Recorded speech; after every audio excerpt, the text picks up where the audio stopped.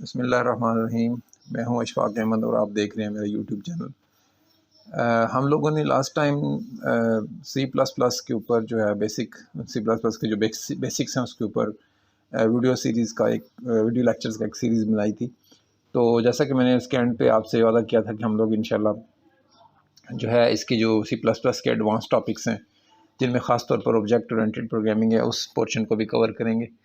तो आज से हम लोग एक नई वीडियो लेक्चर्स की सीरीज़ का आगाज़ करने जा रहे हैं जो कि सी प्लस प्लस के ऑब्जेक्ट ओरिएंटेड प्रोग्रामिंग के ऊपर होगी। तो इस सिलसिले में आज हमारा जो है पहली क्लास होगी।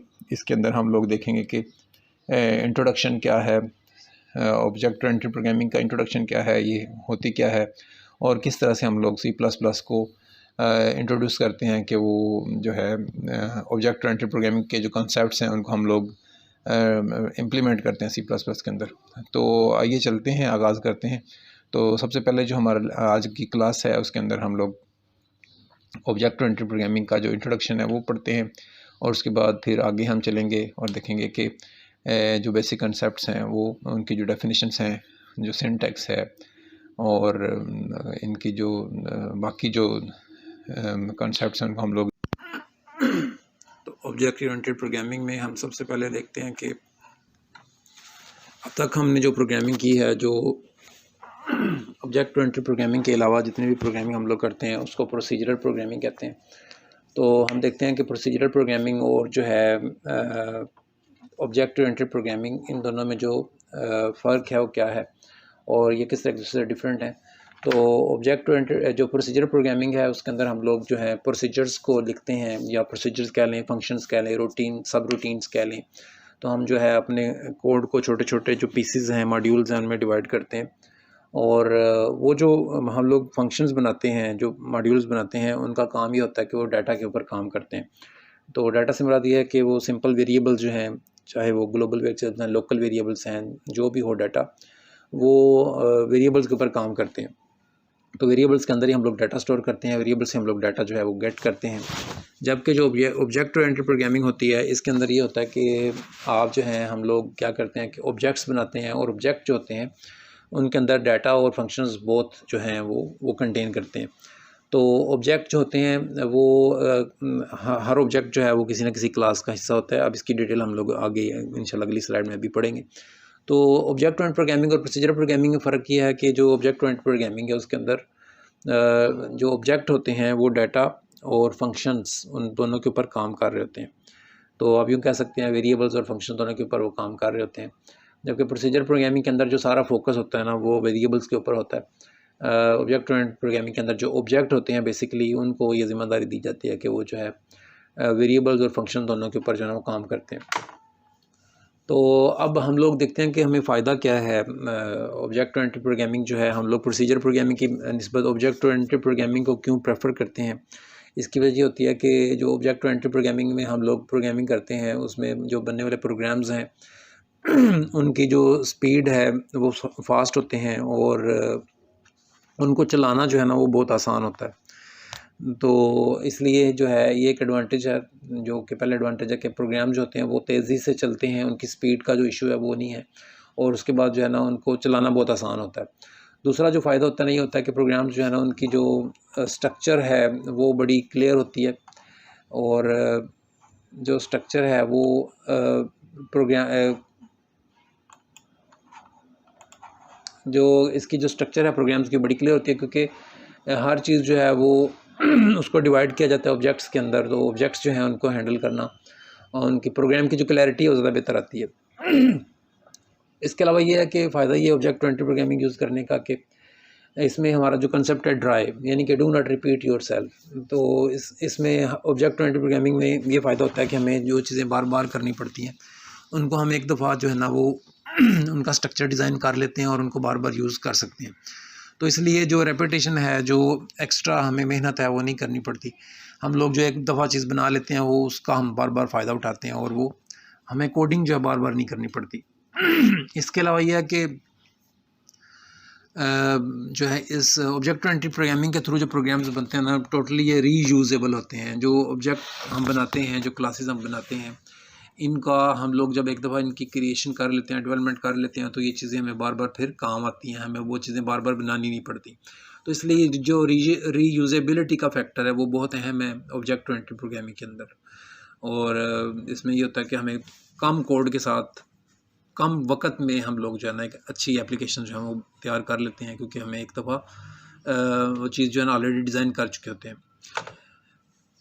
अब ऑब्जेक्ट ओरिएंटेड प्रोग्रामिंग में जो बेसिक कंसेप्ट है, जो सारी कोर है, वो है क्लास। ठीक है, तो क्लास जो है, क्लास और ऑब्जेक्ट में जो है क्या आपस में उनका ताल्लुक है। तो क्लास होती है ना, वो टेम्पलेट होती है, और टेम्पलेट जो है किस चीज़ के लिए, ऑब्जेक्ट्स के लिए। यानी ऑब्जेक्ट बनाने का जो बेसिक जो बुनियाद है ना, वो क्लास होती है। क्लास जो है ना आपको ऐसा वो सेटिंग्स डिज़ाइन मुहैया करती है जिसकी बेस के ऊपर ऑब्जेक्ट बनाए जाते हैं। तो ऑब्जेक्ट जो होता है ना वो किसी भी क्लास का इंस्टांस होता है। यानी आप समझ लें कि हम लोग एक मेन चीज़ बनाते हैं वो क्लास है। ठीक है, क्लास के आगे से हम लोग जितने चाहें मर्जी ऑब्जेक्ट्स बना सकते हैं, और हर ऑब्जेक्ट जो होगा ना उसके अंदर जो प्रॉपर्टीज़ होंगी वो सारी क्लास से ले रहा होगा। उसमें वही वेरिएबल्स होंगे, वो अपनी क्लास के फंक्शंस को यूज़ कर रहा होगा, वगैरह वगैरह। तो इस तरह से हम लोग जो है क्लास इस लेवल में क्लास सबसे ऊपर होती है, और उसके आगे से फिर जो है ना ऑब्जेक्ट्स होते हैं। तो इसके आगे इंशाल्लाह डिटेल हम देखेंगे अगले जो है स्लाइड, उसके ऊपर हम लोग देखेंगे कि क्लास में और ऑब्जेक्ट में विजुअली हम लोग देखेंगे किस तरह फ़र्क होता है। उसके बाद है कि जब हम लोग ऑब्जेक्ट्स को क्रिएट करते हैं ना, तो वही वही बात कि हम लोग वो जितने भी वेरिएबल्स होते हैं और फंक्शंस होते हैं ना क्लास के वो ऑब्जेक्ट जो है ना इनहेरिट कर लेते हैं। ठीक है ना, हम जस्ट उसका क्लास का हवाला देते हैं और ऑब्जेक्ट बनाते हैं। तो वो जो ऑब्जेक्ट होता है ना, वो सारी जो वेरिएबल्स और फंक्शंस होते हैं अपनी क्लास के, वो उनको इनहेरिट कर लेता है, उनको उसको वो ले लेता है, और उसको बनाने नहीं पड़ते दोबारा से। वो तमाम प्रॉपर्टीज़, वो तमाम वेरिएबल्स, वो तमाम फंक्शन जो क्लास में होते हैं ना, वो सारे के सारे ऑब्जेक्ट जो है ना उनको यूज़ कर सकता है, आगे से उनको मज़ीद उनसे काम ले सकता है। ठीक है, तो इसको अगर हम लोग पिक्टोरियली या विजुअली देखें क्लास और ऑब्जेक्ट में फ़र्क क्या है, तो जैसे देखें फ्रूट है, जस्ट हम लोग कहते हैं फ्रूट, तो फ्रूट जो है ना एक क्लास है। ठीक है, अब आगे से फ्रूट में कौन कौन से ऑब्जेक्ट्स आ सकते हैं कि उसकी जो क्लास है बेसिकली फ्रूट है, फ्रूट क्लास जो है उसके आगे से ऑब्जेक्ट कौन कौन सा, उसमें एप्पल भी आ सकता है, बनाना भी आ सकता है, मैंगो भी आ सकता है। जितने भी फ्रूट्स होंगे ना वो सारे के सारे क्या होंगे, वो एक क्लास यानी फ्रूट क्लास से बिलोंग कर रहे होंगे। ठीक है ना, अब अगर हम लोग इसको ज़्यादा बेहतर समझना चाहें तो एक क्लास फ्रूट है, एक क्लास वेजिटेबल है, एक क्लास जो है ना वो ग्रेन्स है। इस तरह से हम लोग मुख्तलिफ क्लासें बना सकते हैं। और वो आप देखेंगे कि जो अब वेजिटेबल के काम हैं वो हम लोग फ्रूट से नहीं ले सकते, और फ्रूट के काम है वेजिटेबल से नहीं ले सकते। तो इस तरह से देखें कि तमाम जो फ्रूट्स होते हैं, फॉर एग्जांपल उनका एक कॉमन फैक्टर होता है कि वो स्वीट होते हैं, मीठे होते हैं। ठीक है, तो इस तरह जो है ना ये सारी जो खसूसियात हैं ये हम लोग फ्रूट से कह सकते हैं कि सारे जो उसके ऑब्जेक्ट्स हैं, एप्पल है, बनाना हो, मैंगो हो, सारे के सारे अपनी जो बेसिक रिक्वायरमेंट है, बेसिक जो एट्रीब्यूट्स हैं, बेसिक जो प्रॉपर्टीज़ हैं, वो किससे ले रहे होते हैं, अपनी क्लास से ले रहे होते हैं। तो उसके अलावा हम एक और एग्जांपल देखते हैं, जैसे क्लास कार कह सकते हैं या व्हीकल कह सकते हैं। तो अब कार के अंदर आप देख सकते हैं कौन कौन से ऑब्जेक्ट्स हो सकते हैं। कार वोल्वो भी हो सकती है, ऑडी भी हो सकती है, टोयोटा भी हो सकती है। तो अब देखें अगर हम लोग किसी एक ऑब्जेक्ट को लें, उसमें कॉमन प्रॉपर्टी क्या होगी कि जो कार है उसके 4 व्हील्स होते हैं, इंजन होता है, ठीक है ना, ब्रेक्स होती हैं। तो ये सारी चीज़ें क्लास में होती हैं, उस क्लास में ये सारी चीज़ें पाई जाती हैं। इसी तरह से हम लोग देखते हैं एक और एग्जांपल अगर हम समझने के लिए लेना चाहें, वो ये है कि हम लोग ह्यूमन क्लास से बिलोंग करते हैं। ठीक है ना, हम लोग ह्यूमन क्लास से बिलोंग करते हैं। अब जो ह्यूमन क्लास है हमारी मेन क्लास है। आगे से हम देखें कोई ह्यूमन जो है वो टीचर है, कोई ह्यूमन डॉक्टर है, कोई इंजीनियर है, कोई जो है वो स्पोर्ट्समैन है, वगैरह वगैरह। लेकिन बेसिकली उनकी जो क्लास है वो ह्यूमन क्लास है। ठीक है, तो इस तरह से जो हमारी क्लास होती है ना वो इस हायरार्की में ऊपर होती है, उसके ऑब्जेक्ट्स जो होते हैं वो उसमें नीचे होते हैं, और ऑब्जेक्ट्स जो होते हैं वो सारी प्रॉपर्टीज़ अपनी क्लास से इनहेरिट कर रहे होते हैं। आगे हम चलते हैं, हम देखते हैं कि जो हमारी क्लास और ऑब्जेक्ट है उसके हम लोग जिसको कहते हैं कि पहले हमने उसको विजुअली देखा किस तरह से हम लोग उसको व्यू कर सकते हैं। अब जो है हम लोग देखते हैं कि क्लास जो है उसको अगर हम लोग डिफ़ाइन कर दो, तो क्लास जो है ना एक यूज़र डिफाइंड डाटा टाइप होती है। ठीक है, और इससे हम आगे मज़ीद ऑब्जेक्ट्स बना सकते हैं, ऑब्जेक्ट कंस्ट्रक्ट कर सकते हैं। एक सांचा होता है जिसके अंदर हम चीज़ों को डालते हैं और वही शक्ल वो अडॉप्ट कर लेती हैं। कंस्ट्रक्टर का ये मतलब है।